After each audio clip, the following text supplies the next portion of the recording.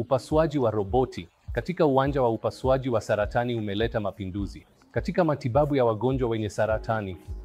Kwa hivyo, ni faida gani za upasuaji wa roboti kwa wagonjwa? Maumivu kidogo sana, kupona kwa mwaka na kurudi kazini kwa mwaka bila matatizo mengi. Upasuaji wa roboti umewafanya wagonjwa kurejea katika hali ya kawaida baada ya upasuaji wa saratani. Kwa hivyo, ni viashiria gani vya upasuaji wa roboti kwa wagonjwa wa saratani?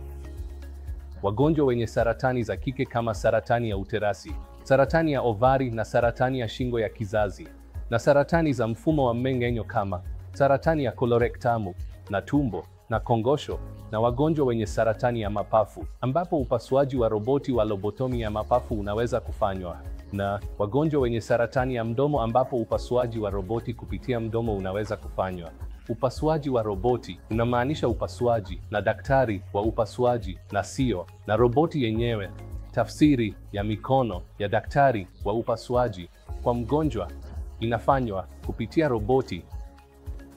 Kwa kweli, daktari wa upasuaji anafanya upasuaji na roboti inafanya harakati sawa ndani ya mgonjwa. Kwa hivyo, tuweke upasuaji wa roboti katika upasuaji wa saratani kwa matokeo bora ya kitabibu na ubora bora wa maisha kwa wagonjwa wetu wote.